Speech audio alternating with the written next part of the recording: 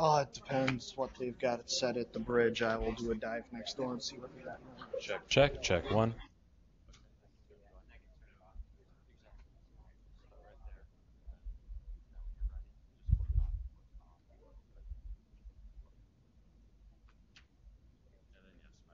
Coworker here is going to run over real quick and make sure everything is set okay. Thank you very much. As always, really appreciate your help. Take some of the anxiety off. That was nice. It's nice to have them. Yeah. Part of our distance technology. And sometimes we over-design and you get... Yeah. But you got the guys that know how to...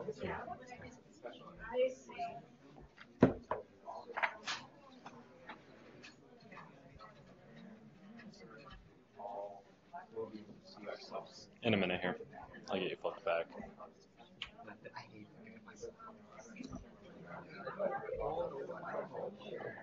Older. Yeah. Yeah, I know. I've had gray hair since about 18, but not like this. It's all yeah. I shaved my beard when I got gray. And then I grew back when I started trying to get comfortable with it, and then I grew back. Variations of it, anyway.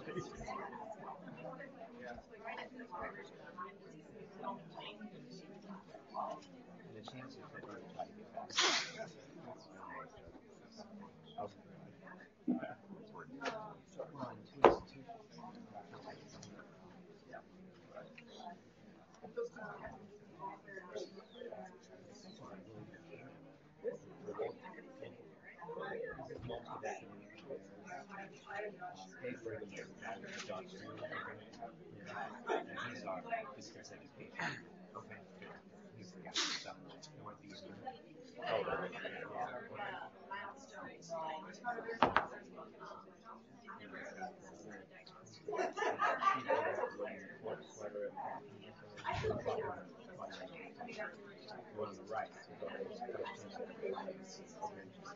All right, Randy, there's one on the other side. How are you, Greg? Nice to see you too. Thank you for being here. Oh, no problem. Welcome against the wind on the way here. Andy Lootens-White, our liaison, manager of work. Our variable.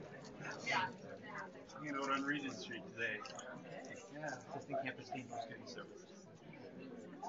That's all right. Thank you so much. Yeah. Wow.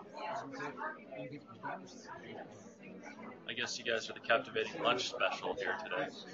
Each time campus comes up, that's rock. You got people there. Exactly.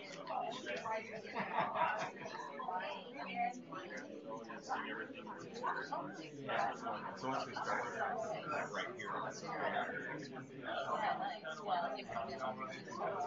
Give yourself 5 hours. Much more busy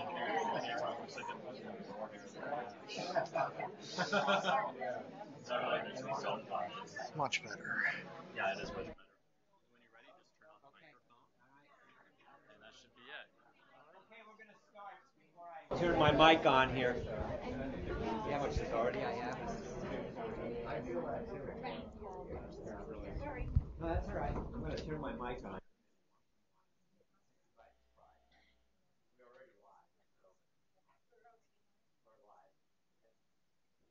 Yeah. Well, good afternoon, everyone, and thank you so much for joining us.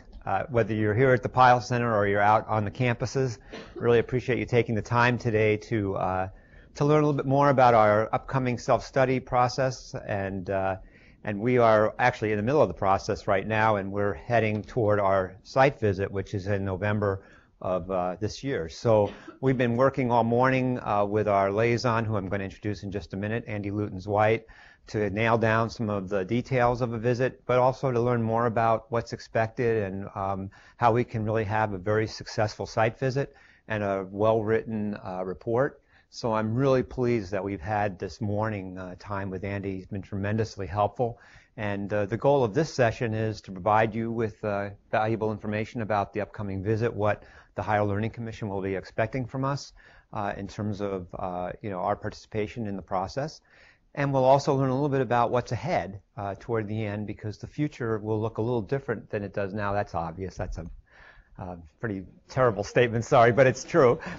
In terms of the process, it will look different going forward, and I'm looking forward to learning more about that. So let me just take a moment just to tell you a little bit about Andy, and then I'm going to introduce, and he'll take the rest of the session. So Andy, of course, is located in Chicago at our Higher Learning Commission offices. He's the Vice President for Accreditation Relations for the Higher Learning Commission. And his duties are assorted duties, but primarily he advises the self-study and focus visit preparations, which is what he's doing today.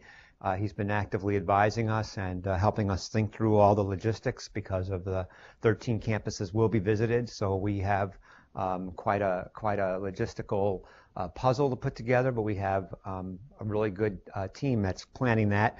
He also co-organizes consultant evaluation teams, so he'll have a big say in the process of choosing who will visit us. There will be 8 visitors, perhaps 9, coming in November. He'll also assist us with decision-making process after the actual visit, whether or not we will be accredited or reaccredited, accredited for the BAS, but also reaccredited for our associate degree. And he also analyzes and routes institutional change requests, which is what our Bachelor of Applied Arts and Sciences degree will be, and our mission change, or both change requests. So he analyzes and routes those to the appropriate people. And of course, he arranges for advisory team visits. And we're very, very pleased to have you here, Andy. And so please welcome Andy Lootens-White from our Higher Learning Commission. He is our liaison. So Andy, thank you. Thank you very much. I'm glad to be here. It looks like the weather is going to cooperate most of the day anyway. As Greg noted, I'm a staff liaison for your institution, but also for about 170 other institutions. And it's really nice to come to a campus and to learn about the various stages where they are in terms of the self-study process. We had a great conversation this morning with some of the team members related to this. I feel really good about the level of preparation and thought that has gone into this. UW College is a very unique situation, very unique institution. But I think you've adapted in some very unique ways the self-study process, and I think it's going to be a really good visit. Came up with a lot of different strategies to make sure that it's an effective process between now and then, and I think it's going to go really well. As Greg noted, some of the things that we're going to talk about this morning include just a little bit about the Higher Learning Commission, about the general process. We'll talk a little bit specifically about what the actual visit looks like. And toward the end, I have a few slides that I want to help give you a glimpse into the future in terms of what's going to happen with regard to the future of accreditation with the Higher Learning Commission. We have a new model called Pathways, and it's designed for smaller doses of interaction, but over a 10-year period, but smaller doses of interaction throughout that, more regular doses. So we'll talk about that. And then I also want to leave about 25 to 30 minutes at the end so that we have questions. And I know we might have some at the different college campus locations, and so we'll have time for that as well. So I'd like to just go ahead and start in.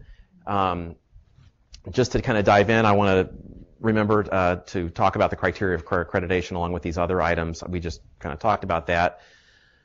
I think it's really important to understand the process of accreditation and why it's important. It has gotten a lot of national attention, not just within higher education press and media, but also in terms of the national conversation, certainly within the state conversation, especially in your state. And I think it's important to kind of think of these concepts here and to remember that it's about verifying that institutions meet standards that are created by your peers. These standards or these criteria that you're measuring your institution against through this self-study process were not just invented by people who work in Chicago or or Washington, D.C. or something like that. These are criteria that were established by the members of the Higher Learning Commission, and you are a member of that organization. In fact, we're going through a criteria revision process right now. You are subject to the current criteria, but there are new criteria that will be in effect after your visit. So in fact, you may have even been actively involved in helping us shape the future of what those criteria look like. The process is also about promoting institutional awareness and self-knowledge and advancement. And I made the comment earlier today, and probably got a couple chuckles or snickers in the room, that a real self-study is just about being real honest with yourself. And it's for example, if you're going in to a counseling situation or a marriage counseling or something like that, you're only going to get out of it what you put into it. And you have to be real honest about what's going on. And so that's what we hope is happening, and it seems that it is happening in this process. You're going to certainly identify the strengths. You're going to identify some areas where improvement is needed. The team wants to know about that. The team wants to know that you have the wherewithal, the personnel resources, and the expertise to say, you know what, when we took some time to look at ourselves, we realized there's some opportunities, and here are some plans about what we want to do to overcome those challenges. So those are things that it's okay to find those. That's a natural part of being a professional in higher education, and we want you to articulate what those are. And some things you may be able to solve really quick before the team gets here. Others may take years to solve. That's fine. We just want to make sure that you impress upon the team that you have a plan in place or what the process would be to get to the eventual outcome. The accreditation process is also about assuring the public of the quality of higher education. It ties into the last bullet that you can see as well about building and maintaining that confidence in higher education, particularly now, particularly for public institutions or any institution receiving federal money for that perspective, for that standpoint.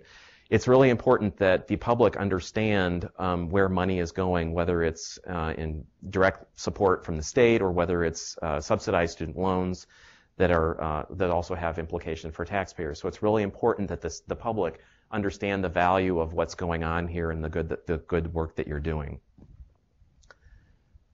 The Commission's mission, you can see it here. We've got really two kind of thrusts. It's about serving the common good by assuring higher education. Okay, that's one aspect, but also about advancing the quality of higher education. So we know that your institution is not standing still. You're continuing to improve. And in fact, we know that throughout this self-study process, you're going to continue improvement even after the self-study is printed or finalized.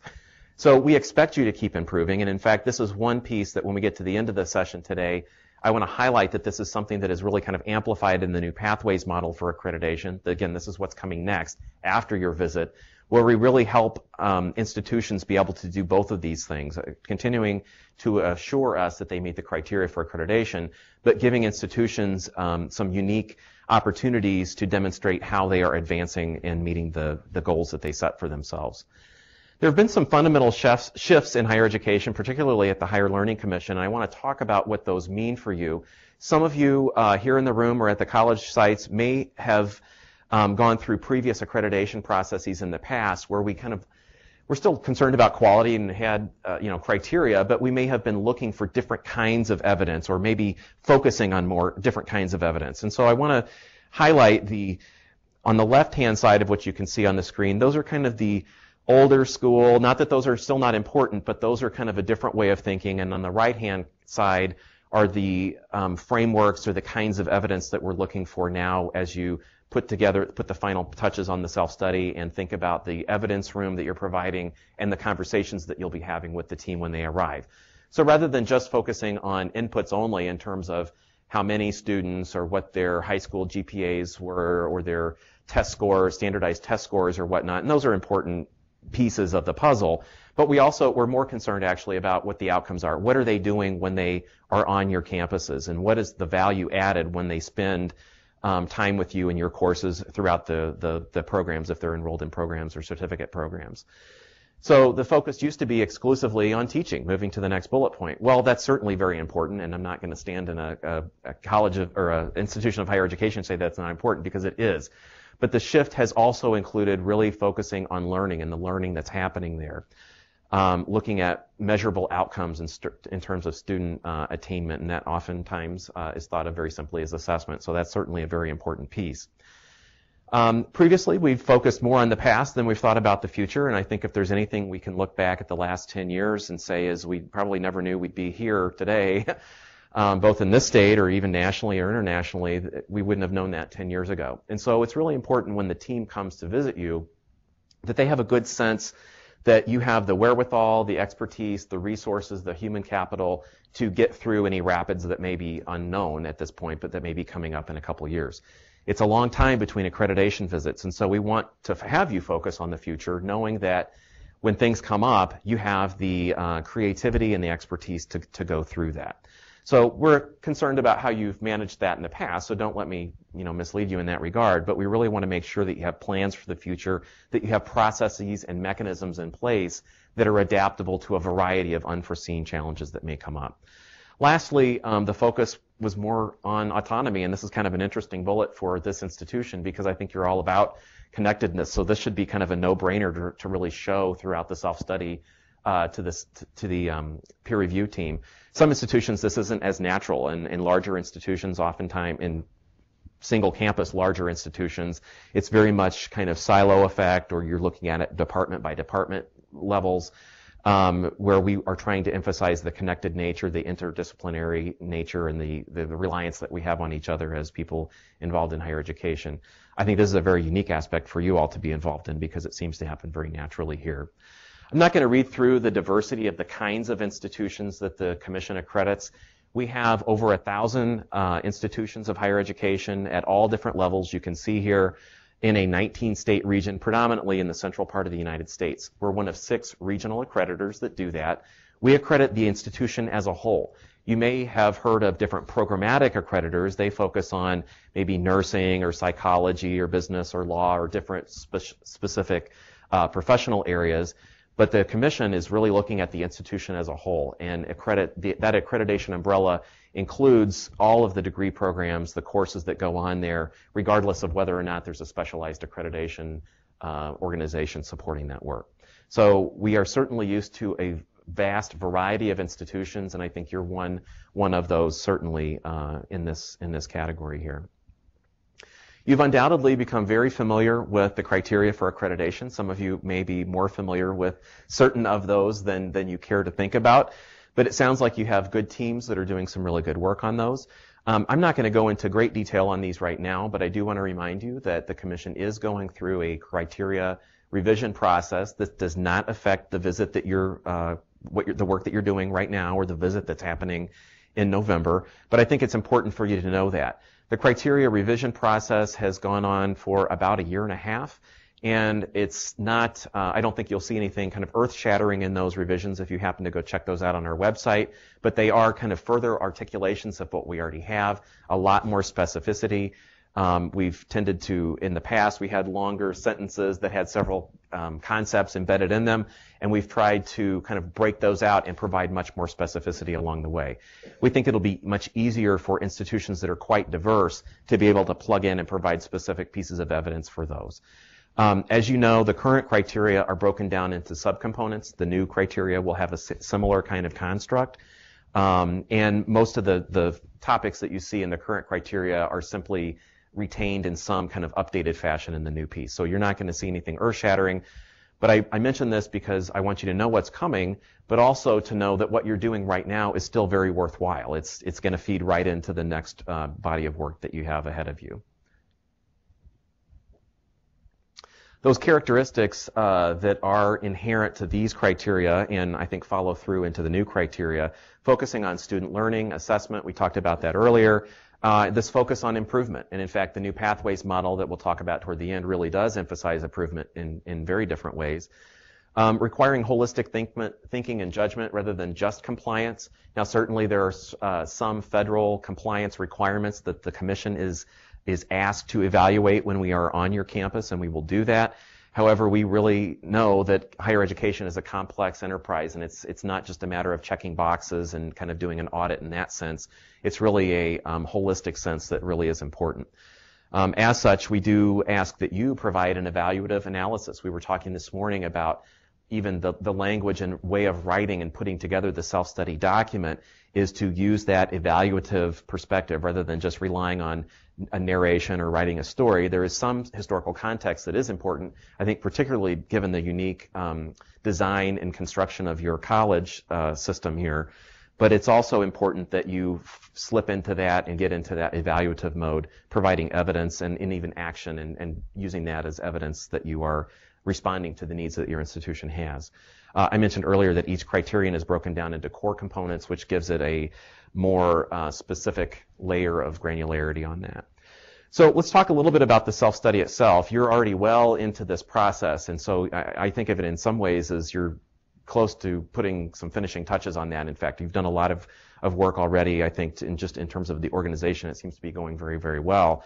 But as you know, these self-study pieces can really build on existing processes. It's not, certainly you've got some time and energy and meetings scheduled just for self-study purposes, but you're largely relying on evidence that comes up in the day-to-day operations of your institutions from other contexts.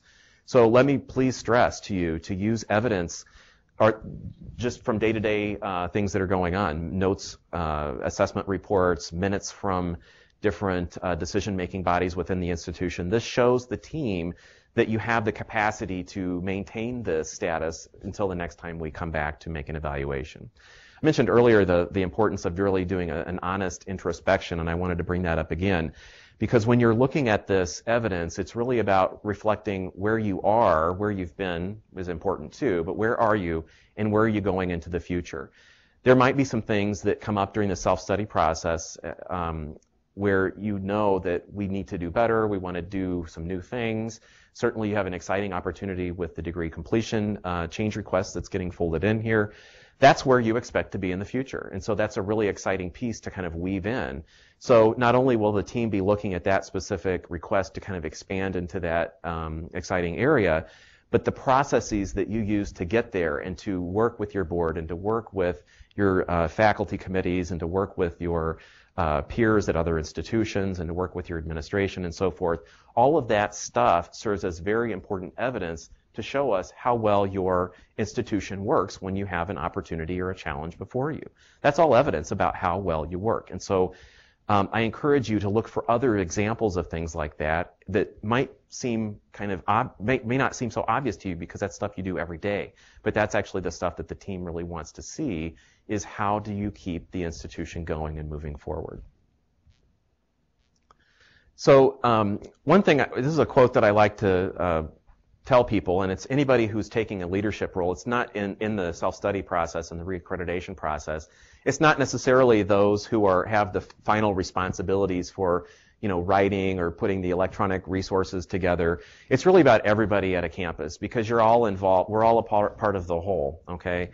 And so you don't, I'm just going to read it. You don't automatically throw a great party by hiring a room and buying some beer. Somebody needs to invite an interesting mix of people, greet people at the door, make introductions, start conversations, stop fights that may erupt. Hopefully that doesn't happen here. Nobody's brought out any boxing gloves that I could see. But just encourage people to let their hair down and entertain each other. That's an adaptation from someone who was talking about how you facilitate online discussions in an online discussion forum. Well, I think that same thing applies to the self-study process. You know who your peers are, and you know who's doing good work and has examples that would plug into your self-study document. So it's really important for everybody to kind of not just be the wallflower. I'm more of an introverted person, so it's really easy for me to kind of, wander off to the side and let things happen. It's really important that everybody kind of come together in whatever way that you can. The peer review team, when they come here, they're going to be talking to a lot of people on your campus, not just your chancellor, not just your vice presidents. They're going to be talking to faculty. They're going to be talking to students. They're going to be talking to student leaders. They're going to be talking to staff. They're going to be talking to the grounds crew. Some of the more compelling comments that our team members have gotten have to do with groundskeepers who say, I'm a proud part of this institution because if I don't make sure the sidewalk is clear of snow, then class can't happen today. And so it's really important for everybody to articulate and understand their role in that, regardless of what they're doing for the institution. I want to talk a little bit about the team visit itself. Some of these elements are going to be very similar to what happens at other institutions, and some are kind of uniquely designed for you. So the next two slides are a little bit modified. First of all, we're thinking that the official visit itself would be a Monday through mid-Wednesday at least, possibly maybe even into a Thursday morning just for some specific items if we aren't able to cover those in the first part of the visit. This is mostly normal. Usually teams leave in about midday, around noon or 11 o'clock on a Wednesday, but given the geographic dispersion, we want to make sure that we have plenty of time for the team to get to all of the campuses. We're looking at a team of about 8 peer reviewers, and we're going to split them into sub-teams of about 2 people each. Each of those sub-teams will get to know 2 or 3 different of the campuses very, very well. This agenda is already very well drafted and I think is a very good model for us to use and start with. That will be refined once we identify a team chair and start assembling the team in terms of their areas of expertise. We will start kind of tinkering with that agenda a little bit. But again, it's very good work, and I think it's logistically, you've helped us out a lot. There's been a lot of good thinking go on here in that regard. When the team members are here, they will be wanting to corroborate what they already know about you. So they will be interviewing people, looking for evidence, triangulating, looking for multiple pieces of evidence that fit the same argument that you've made in your self-study. And they'll actually begin formulating part of that team report while they're here. They'll actually start writing bits and pieces that eventually get synthesized into a team report. So the more evidence you can give them to write in their report, the better of a report that it will be. And it does wrap up with an exit session where the team will spend a short amount of time with your leadership before they leave. So I mentioned sub-teams of 2 to 3. Geographically focused, however, they will come back to Madison on the last day or day and a half.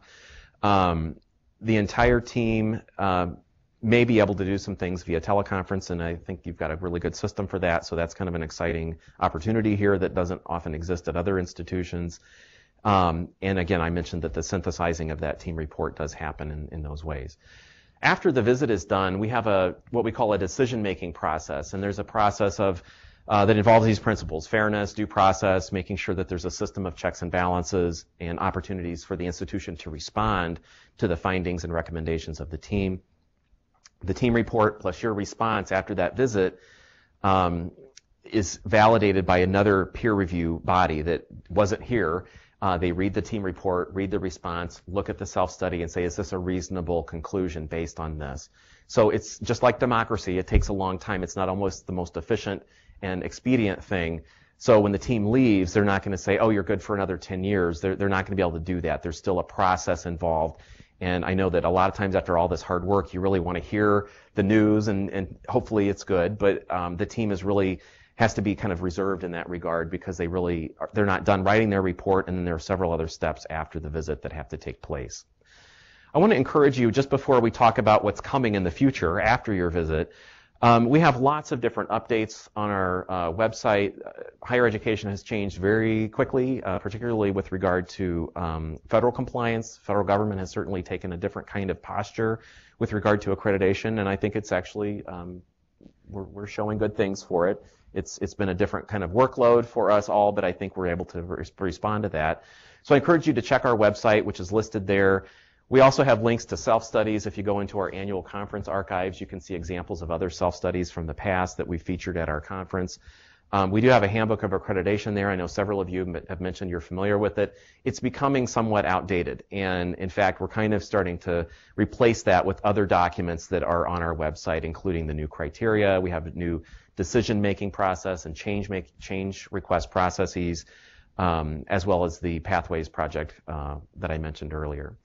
Speaking of pathways, again, I want to spend a few minutes here, just maybe 5 or 7 minutes, talking about what's going to happen to the accreditation process, that model of accreditation that you have been familiar with the entire time that this institution has existed. We're really changing it. The self-study is kind of going away. It's going to be called something else. It's going to be very different. Let's just kind of dive in and look at this model. The model allows for what we call the open pathway, and the open pathway is what we envision as being institutions that are healthy, mature, stable. We've worked with you for quite some time. There are not serious concerns. We envision that those institutions will be eligible for the open pathway. So barring anything that I haven't gotten a sense of here, I would imagine that you would likely be eligible to participate in the open pathway. Otherwise, the alternative is what we call the standard pathway, and that's a more lockstep kind of process that I'm not going to get into today. The open pathway really kind of separates out the quality assurance from the quality improvement processes. And the reason is that we've always encouraged, this is nothing new, we've always encouraged institutions to improve, but by tying that so closely to accreditation, it creates some hesitancy for some institutions to really try something daring, because if you fail at that, then the question is, well, or the perception is, does that really have mean something bad toward does that imply something bad toward my accreditation status? So we've tried to separate those. So if you meet the criteria, you assure the assurance, or the quality assurance piece. If you meet that, then you meet that, and that's great. If you are participating and have made a good faith, genuine effort in improvement processes, sometimes those fail and you learn from them, that's okay. So I want to talk a little bit more detail about what this looks like, focusing on the assurance process in a moment. The other piece that I want you to understand is that this is across a 10-year timeline. Again, this is after your visit. This is after November, so don't let this cause any anxiety about learning something new before the visit comes. I mentioned earlier that in a time of fast change in higher education, in the economy, in the world, in what's going on even in your state, it's a long time to see you in November and then not come back for 10 years. And in fact, I think most of us would probably agree that that's a little bit unreasonable to think that the institution is basically the same 10 years later. It's just, things change too quickly. So we also realize that the great amount of work, this kind of peak and valley system of ramping up for a visit, doing the visit, and then kind of going, at least in terms of accreditation purposes, going somewhat dormant for several years, is really kind of taxing for the institution. So we've developed a model, and if you can see this by looking at the timeline, where there are two significant touch points for the institution. Those happen in year 4 and year 10. Those are where we do assurance reviews. Those are where we assure that you're meeting our criteria, okay? So that happens twice in a 10-year period. However, at year 4, that's done virtually, at a distance. You are maintaining a site with us that we manage technologically. You're uploading materials, writing an assurance argument, not a self-study. It's a much smaller piece. And the reviewers typically don't need to even be on your campuses at that point. The year 10 is an assurance review with a visit, and we would do something similar to, making sure that we covered all of the campuses in that regard. So what's happening between year 1 and year 4, at least in terms of the assurance process, this is the top horizontal bar on the graphic, that's where, as documents emerge, as evidence is available, you have someone on your campus who's uploading that, or if you want to keep your own little system for a couple years, that's fine. And then at some point, you upload that before year 4 into the Higher Learning Commission's assurance system. Again, it's a web-based system. You upload documents that then are linked to an assurance argument that you have copied and pasted into our system. That assurance argument is much shorter. It is much less involved than doing a self-study, and so in some ways you can use a much smaller team to do this work. Then if you continue, again, looking at the top bar, you continue doing that after year 5, because in year 4 there's a virtual review, then 5, and then from 5 on you're collecting that, updating your materials with us, and then year 10 we have a visit. What you can see down in the improvement process horizontal bar is that this is where we expect you to do some institutional improvement efforts. So in year 5, sometime between year 5 and 7, this is where you propose what you're going to do. So you have several years to figure out what it is you want to do, okay? In some regard, what you've just gone through and are going through for the degree completion piece could very well have counted for something like this. This is an institutional growth piece. It's an improvement piece. It's something that it shows the processes that all come together at your institution to improve the quality of what you're doing. So you're deciding sometime between 5 and 7, you're sending us a proposal, it's reviewed by peers, let's say they accept it, and then you would actually implement it sometime between year 7 and 9. So you have several years to implement it. There's some wiggle room there if you look at the timeline.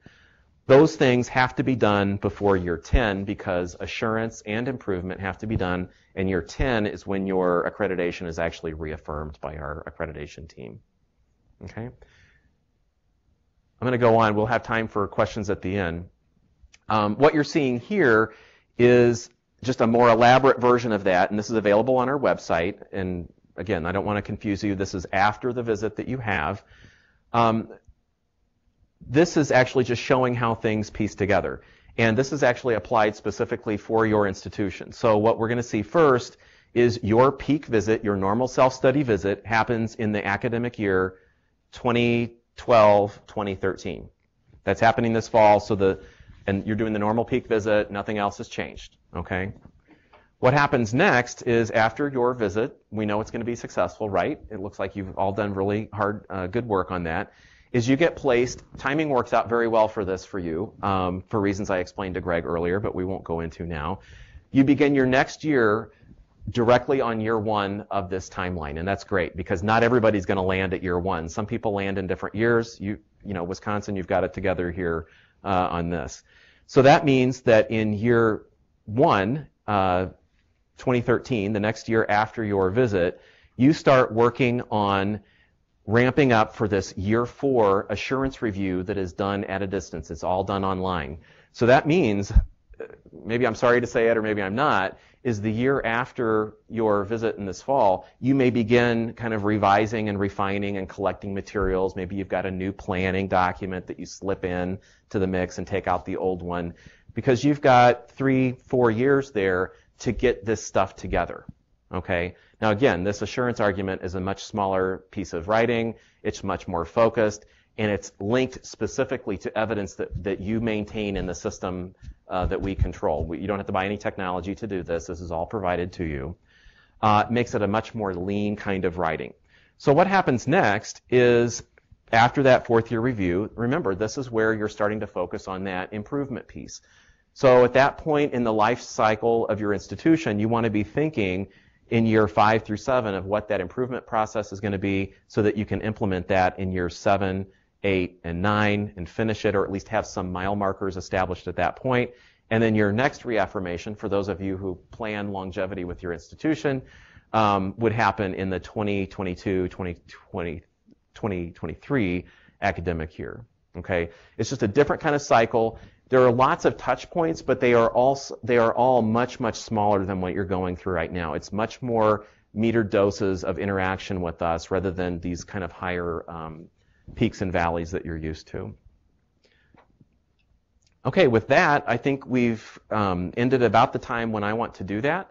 So we may have some questions in the room. We may have some questions, I think, at the remote sites if they are able to pipe in and ask questions. Yep, I just wanted to remind people out on the campuses that when you do want to ask a question, just press the button on your mic and make sure you pause for moments or when you talk so that that we can zoom in. Andy's here to answer any questions you have. I'm just going to stand nearby in case there's a question for me. Yeah, right. And here at the Pyle Center too, if you have questions, this is a good time to ask, and we'll welcome your questions. So.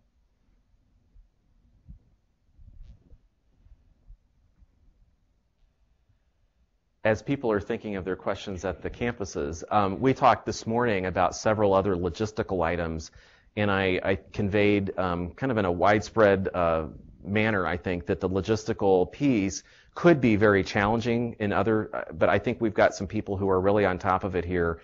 And in fact, we are at the Commission really looking at adopting some of those suggestions that you all have for how this visit goes as a model for how we work with other institutions that have, even though they might have one main campus, they have a lot of multiple campuses. So it's really a good system, I think, that you're proposing, and I think we're really looking forward to doing that.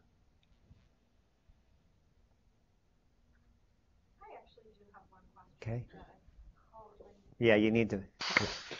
Hi, this is Katie Kalish, one of the co-coordinators, and a question that just came up now as I was listening to Andy is, I was thinking about how there's this transition to pathways, and I'm wondering, this is a time of transition for HLC, and I'm wondering, are the values shifting or are the criteria shifting in such a way that the peer review team and the people who are reading the reports might be sort of thinking about what they want to see in a way that is maybe more representative of the new documents rather than the older set of documents that we're working with. In terms of the team that's coming in November, let me kind of talk back and you tell me if this is capturing it. There's a lot of change going on. The criteria are revised even though they don't apply to your visit.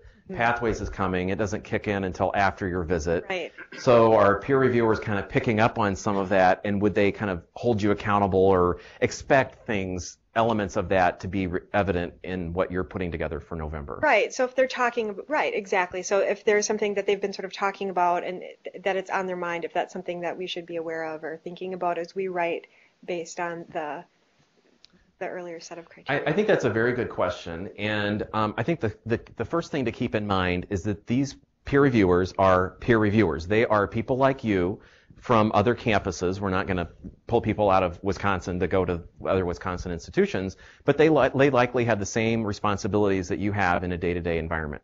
So they understand that higher education is changing, and they know that officially in terms of the criteria and pathways that things don't go on until later. But they also know that officially, your assignment hasn't changed. It's still a self-study. It's still a normal visit. Having said all that, I do think that there are some lessons to be learned, and I think it is probably a good idea, at least for the core committees that are involved in this process, to be somewhat familiar with the changing nuances that are going on there so that those can be adequately represented. I don't think it's to the point where you'd have to be doing something completely differently here. It might be that different kinds of information is maybe more foregrounded, or and this, for example, this shift has been going on for a long time. Just the focus on evidence and thinking of it as evidence and backing up your argument. Well, that's nothing new. We've had that in self-studies before, but self-studies have tended to be more narrative and storytelling. And even though we're still allowing that self-study format right now, the new assurance argument is really kind of just the facts and make a very clear, direct link and then get out and get to your next topic. I think peer reviewers are more expecting that you'll get in and make your point and show the evidence rather than kind of go on in a rambling style about, a lengthy historical thing. So I think that's one example of just maybe a stylistic nuance of where peer reviewers are going with that. But I don't think that they would have any different expectations of your institutions. It might just be in terms of how that's presented or the kinds of the focus on evidence. This is Edie from Marshfield. Okay, Edie, go ahead. If you could speak up a little bit, you're a little bit muffled. Okay, we are trying to clarify some issues here. We are under the impression that during the study, there will be visit to all campuses. But from Andy's speech, it looks like you'll be going to 2 or 3 campuses. Why that discrepancy? I didn't get all the question. It was about visiting some of the campus or all of the campuses. Yeah, we're going to visit. Yeah, I think that's right, Edie. Again, you were kind of hard to hear. I'm sorry that the technology isn't cooperating quite as much as we'd like, but I think what you were asking was about the actual visit to the campuses, and I think one thing we settled on today is that we're going to visit all 13. Right. We are going to have a team of about 8. We think 8 will do it. Peer reviewers breaking into sub-teams of 2 people each. We've got the campuses divided into just different geographic regions, mainly to just make travel facilitated amongst those. So we want to make sure that each campus is evaluated and reviewed, and that you have the opportunity to interact with the team. Does that answer the question, or did we miss something? That's it. Okay. Thank you. Yeah, and I just want to underscore that the team will come into Madison Saturday night or Sunday of the visit. And then from Madison, we will have people drive them in teams of 2 to different regions of the state to do their on-site visits. It's really important. Last time we did this, we only visited, I believe it was 6 campuses, and we had the rest of the campuses that were not visited create videotapes. In a way, this is much better because even though it's a logistical nightmare in a way, it's really good because the team will come away with a much finer grained picture of the colleges and our campus cultures being what they are. You'll have a chance really to meet face-to-face with an evaluator and really make the case for the institution, and that evaluator will have a chance to really ask the questions he or she might want to ask. So it'll be much more interactive, much more comprehensive, and I think much more valuable to us as an institution, and we'll learn a lot from what the evaluators learn. So, but thanks for that question. Other questions, either here in the Pyle Center or on the campuses?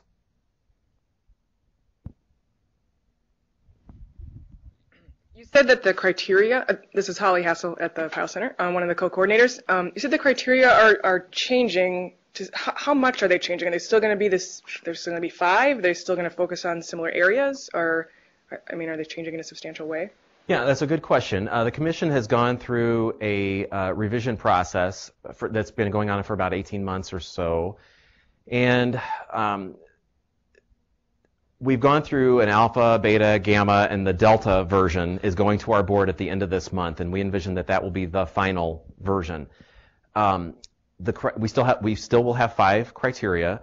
They each will still have subcomponents. You may and because you're in the middle of this, you'll understand when I say examples of evidence that are currently listed under the subcomponents, those are going away, because one of the confusions that people had was, well, if it's an example, then do you expect us to have it? Because we don't have a graduate school, but yet you have one talking about graduate program. So they were just meant to be examples, but anytime you put something in writing, then people feel like they need to be able to, generate some evidence for that. So the examples of evidence are gone, but in their place are some, it goes criteria, core components, and then subcomponents are underneath that. And the subcomponents just kind of further elaborate the different criteria. And overall, I would say it's much more specific in helping break those down. There are still 5 criteria. The keys are there in terms of mission. We also, one of the most notable things is the issue of integrity and ethics has been isolated into its own piece. It used to be before it was kind of combined with some other things, and people really didn't get, no, we really mean ethical practice in a broad sense, not just tied to your mission or something like that. So it's very clear, and you'll see, I think that's probably where you'll see some new language. Presumably as a state institution, you all have been observing state and federal laws and not doing anything crazy, but it really helps provide some more certain guidance for some institutions that may have been on the fringe of commission expectations. Still a focus on teaching and learning, but that has been split into both one aspect would be the resources that you bring into that. The other is the assessment piece and what you do and how you affect how your planning gets changed based on that analysis. So it's very similar concepts, and you'll recognize them right away at the high level. As you read through them, I think you'll just see lots of different levels of granularity. If you're curious about that, and again, not to confuse you with what's coming up for your own visit, but if you're curious about that, you can go to our website right now and download the Gamma version. That is the penultimate, so the almost final, but not quite final version. The final version will come out. We have to let our board see it first. Okay, that makes sense.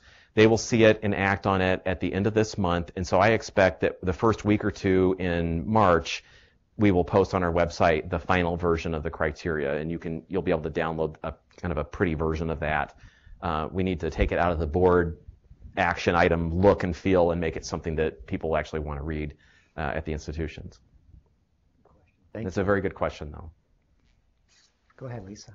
Hi, this is Lisa Seal at the Pyle Center. My question has to do with something you just mentioned, which is, and I know that this is something coming down the road, but I think it's also something that in the past has been important to the Higher Learning Commission, and that is how assessment is used for institutional planning. And we have had, for instance, our assessment program has had little assessment summits, which we brought together our leadership, department chairs, deans, associate deans, just to talk about how do we want to use assessment for institutional planning. And because we're dispersed, we have campuses, of course, and then our departments are dispersed, and then we have our central office, our administration. So one of the things I'm interested in hearing you speak to is, how closely is the HLC going to be looking for us to have this at all levels? And when we're talking about how assessment is being played out in institutional planning, are we talking about student learning assessment or all types of assessment? Well, this is a good point, and in fact, this is one clarification that the new criteria really bring to bear. Is the language used on some campuses makes a differentiation between evaluation and assessment. They say, well, assessment really just has to do with academics, and evaluation has to do with overall campus operations, and then in some ways that just only is really a localized kind of definition. And so we've made some point to say, well, when we talk about assessment, we're talking about this, and when we talk about other kinds of institutional evaluation, this is what we're talking about. So the fact that you answer that question it really plays right into the reasons that we put this out there, because this is a common question that institutions have. The fact that you have, just campuses at various locations, departments are, one department, but they're split out and they're remotely staffed in that regard. And then you have a centralizing nexus of pulling that information together, I think is very important, because those are all they seem to me to be logical ways of needing to deal with various kinds of information, both academic and other kinds of information that you need to evaluate and to do something with. The team is going to look for, they are going to look for what you do with it. And so how that affects, otherwise why do it? Why collect the information if there's no purpose? So in many ways, when people are doing good work, it's simply validating the good work that they're doing, and you don't need to change. So it's not that the team is asking that people change for change's sake. However, more often than not, none of us are perfect, and so there are going to be areas identified for improvement. This goes back to hand in hand with what a self-study is about. Presumably at some point in your past, some data revealed that students could be better served by offering a degree completion program. And so that's one example of how I would assume that there's some assessment data or some planning and thinking that really generated that. In some cases, there are other political reasons to do those kinds of things, but by and large, that's going to come about because there is a need for it. So I think the team is going to not expect that a brand new degree completion program level of project come out of every little assessment piece, but they, I think, are looking for some level of awareness and change when it can happen. Unfortunately, economic times are very tight, and so you might identify a lot of different opportunities as a part of that planning that's informed by assessment that you simply can't do anything about right now. But there might be other ways that are less expensive of handling that, or seeing opportunities maybe for involvement of the community or other kinds of donor support to kind of focus in on those things. So those are just, I'm talking through a couple of the examples, but the team is going to want to see that that is linked to planning. They know that there are going to be pockets where it's more evident than in others, but it's when they want to see a pattern of that across the institution. The institution will be looking for patterns of evidence, and I think that's a key point, is one piece of evidence is really not enough. They want to triangulate that, they want multiple forms, and to see that pattern. Thank you. Go ahead, Ray. At the risk of being philosophical, and also with the caveat that you may choose not to answer this, and okay. It's quite all right, Andy, okay. Thank you for the wild card, or get out of jail free card.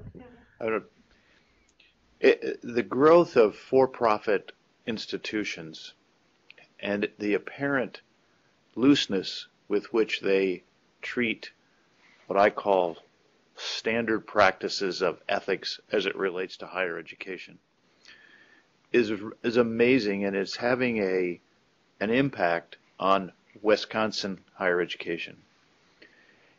Something that's always puzzled me, and I know you have members of your organization fit that category. How is it that it seems from an insider's perspective that they're held to different standards? And that bothers me. I know you can't speak to a lot of that, but when almost 50%, 49% of all student loan defaults are from students who attended for-profit institutions, there seems to be a disconnect between how we measure quality and outcomes. When 22% of all higher education students are in default, and in Wisconsin, in University of Wisconsin, it's less than 7%. Is the Higher Learning Commission attempting to look at stuff like that, or is it something that you feel is inappropriate for your organization, because obviously you have members that fit that? I think that's a very good question, and I will answer that. And I should say that I do have a number of for-profit and online institute, not that all for-profits are online or vice versa, but I have a number of those in my own portfolio with which I work, and I'm not speaking about any in particular. But this is a very important topic, and one I think that the Higher Learning Commission is taking head on now.